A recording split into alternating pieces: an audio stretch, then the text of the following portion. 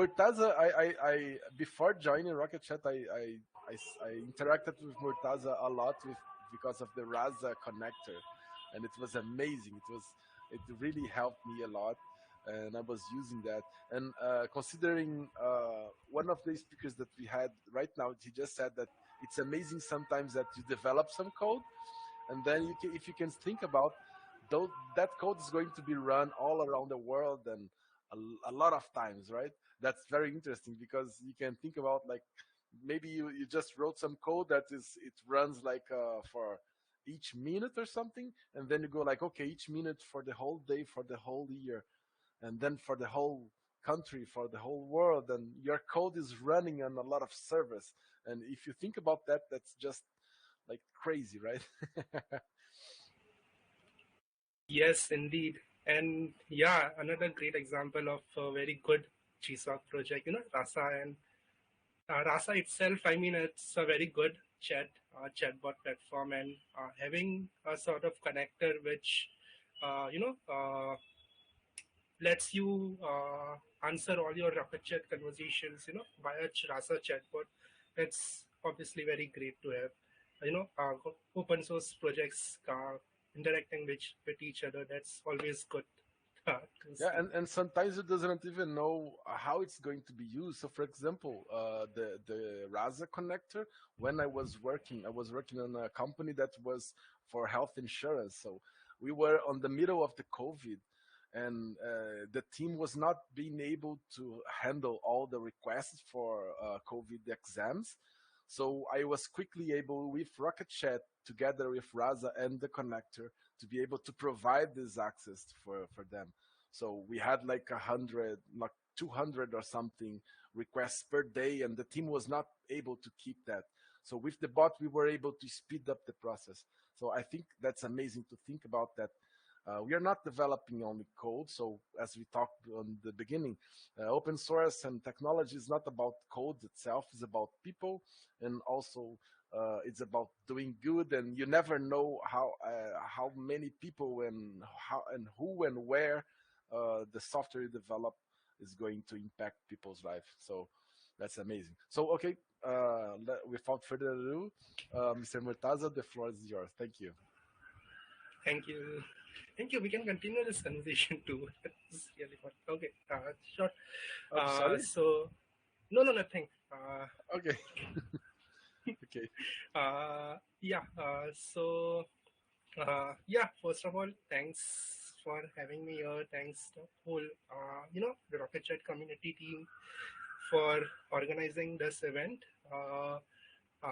Myself, I'm Murtaza, and I'm from India. And I wanted to thank you guys first because even I was at your stage just a couple of years back, specifically 2 years, in back in 2020, and this Alumni Summit, I remember attending that at that point of time, and it really helped me with my proposals and drafting my proposal, and all the tips that the mentors, the speakers at that point of time shared. They were really helpful at that point of time. Hence, uh, when Duda connected, mentioned me that invited me for this, so I just quickly jumped in and decided to give back and share some of my tips. Hopefully, that will help you guys further. Uh, so so yeah. Let me. So I was thinking about starting keeping this talk and first, talking about a bit about my journey, and then I will share some tips about writing GSoC proposals. So yeah, let me start with a little bit introduction of myself. Murtaza Patrawala, and like I said, I'm from India. I started my journey with Rocket.Chat back in 2020, during the whole COVID times, when it was getting started. Uh, and I participate, and during the whole, during my period in GSoC as a student, we developed two apps. That is, I was mostly working in chatbot section of this product. chatbot integrations. And during that whole project, we developed two apps. One is Dialogflow app, another one is this Rasa app that we were talking about a little while.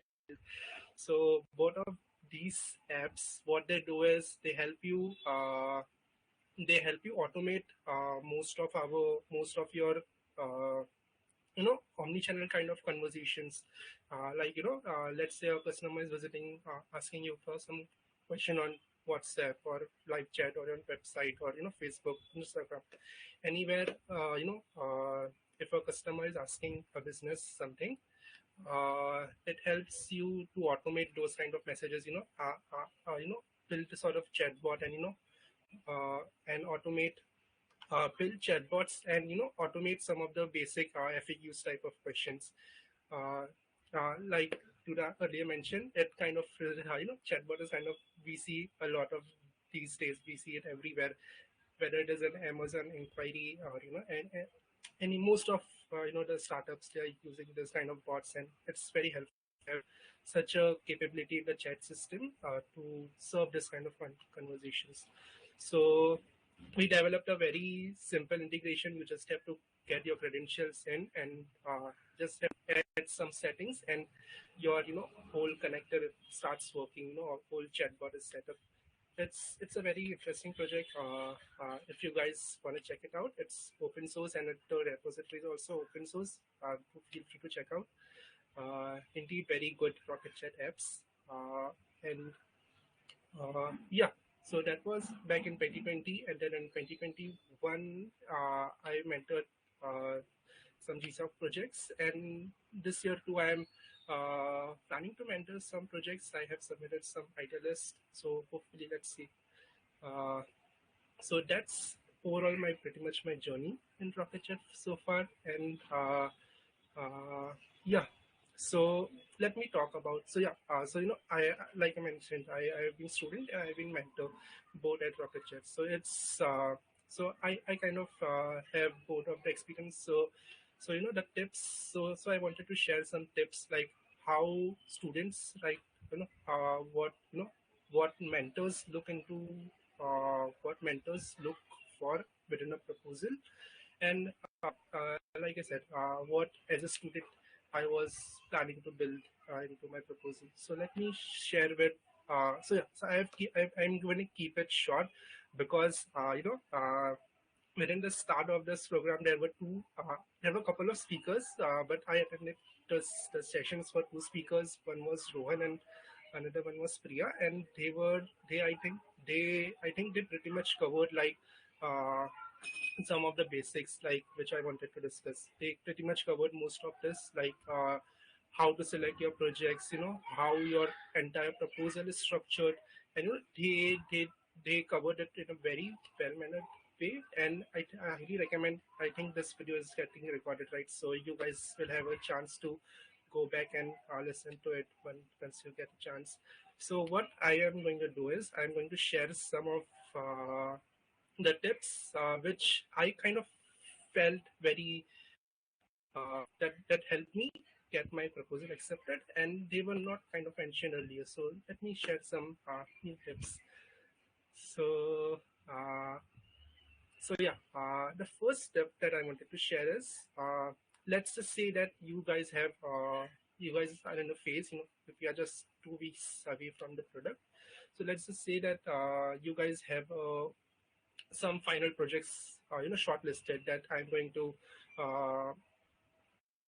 submit proposals for one or two of these projects. So let's just say you guys have this kind of projects. So what can we do to improve the chances of this proposal getting submitted? Because there are 5 to 10 proposals submitted for each project. So how can we make our proposal stand out from others? That was I also faced the same question at the time when I was a student. And what I kind of went with is what I would suggest is trying to build a sort of MVP or a POC, to showcase to the mentor to that you guys have a knowledge about this project. So what do I mean? Let me share my experience. So when I was starting my project, I think I was just a couple of weeks. I remember I started a little late during the GSoC project. I was just a couple of weeks past the proposal deadline. So at that point of time, I didn't have. So at that point of time, I wanted to, there were a lot of, obviously there were a lot of country, other people, uh, other students at that point of time who were very actively participating already with the mentors. So, so I was kind of, very hesitant, like how will I compete with those kind of students, and kind of that kind of thinking. So what I kind of went with is I kind of built a sort of I first of all interacted with my mentor, and I kind of started building and I kind of started understanding the entire scope of the project.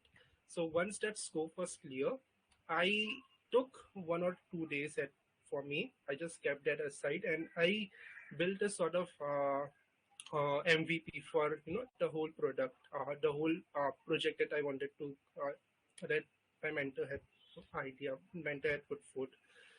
And this MVP, it didn't have like the whole project. I mean, you can't build the entire project within 1 or 2 days. You just have to build some of the core functionalities within uh,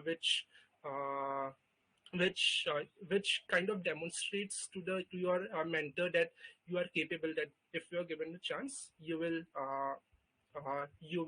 succeed in your project. When if you are given, if your proposal is accepted, then you will succeed. So what I did was like I mentioned, mine was a dialog flow project. It was a chatbot integration. So what I kind of did was I created a dummy Rocket.Chat app, and within that I made sure that my app were first of all interacting with the flow APIs. So that was the main thing. So it was it was properly performing all the authentications and properly sending the text message from Rocket.Chat to Dialogflow and returning the response and showing that message to the user. So it was a very simple app.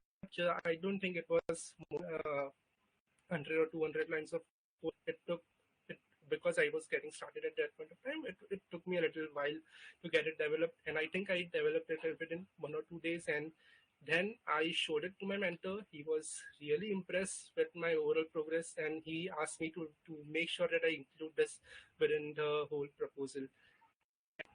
Uh, and I kind of feel that I personally believe that this was the main, kind of uh, my separator uh, from other proposals that were submitted for the same project, and that kind of got me accepted. So what I would recommend is just try building some sort of MVP, or some core functionalities, and try to showcase that to your mentors, and show them that if that you have understood the whole scope of the project, uh, and if you are given a chance, you will obviously make it take this whole project forward and convert the whole MVP to a full-fledged application.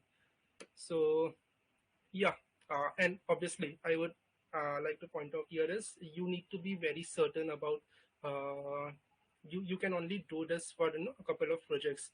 So you have to be certain that these are the 1 or 2 projects that I want to that I am going to submit a proposal for. So you have to have that clarity at that point of time before you start on this whole MVP route. So yeah, that was my first step. It's very beneficial. It worked for me, and I highly recommend it. Start build some POC or MVP and showcase it to your mentor related to your project. It's really helpful. Yeah. Now coming to my last step, and I know this step has been mentioned a lot by my future present, my previous presenters, and but I wanted to highlight this because it is very important. And as a mentor, I faced some difficulties, before. So I wanted to mention this. Start communicating with your mentors as soon as possible. Don't be the kind of student who just don't submit a proposal, don't submit a final proposal without even getting some review from the mentors, or uh, without getting any reviews, or without even interacting with the mentors first. Uh, I specifically wanted to mention this point because even in the previous year when I was mentoring some projects, I had seen some of the final submissions that took place, and that didn't have any sort of and those students, they just read my project description, which we place on the the documentation, and they kind of filled in all the rest of the blanks. And fortunately, some of the assumptions they made, some of the assumptions they made, they were right, some of them they were wrong. And overall they kind of misunderstood the entire scope of the project, and finally their entire proposal was kind of misaligned with the mentor's idea. And I don't really, I hope, I really recommend not doing that. It's really not, it really increases, decreases your scope. So, chances of getting accepted. So please interact with your mentors as much as possible. I mean, they might be a little slow to reply, because they already have, most of them have a full-time job, and that's so. Uh, so they might be slow to reply, but they will come back, and so just send some reminders. uh, don't spam, but just friendly reminders. And yeah, overall, I think if you guys, I yeah, so that's mostly it. I wish you guys all the best, and let me know if I can help you guys in any way. And thank you. That's good. That's good. Wow. So I think that's very good to have those who are now a mentor. You know, those are very good insights because you are now are on the opposite side, right? So now you see that you need to do this and you need to do that from the other perspective. So this is very valuable tips and informations. So do we have any questions from our audience? Mustafa is writing something. Yeah, thank you for sharing that. That's very valuable. Yeah, yeah, definitely. I think that, Sure, uh, anytime. yeah, it's the you've been there, done it, and now you are reviewing the. So I think that the takeaways here are clear, right? Communication is key. Like you can see all the presenters told that, and I think that we can get that, and don't be shy. Always, don't be shy. Just go there, interact with the mentors, and help around. It's not a competition, right? After all, it's not about I'll not share this information and that.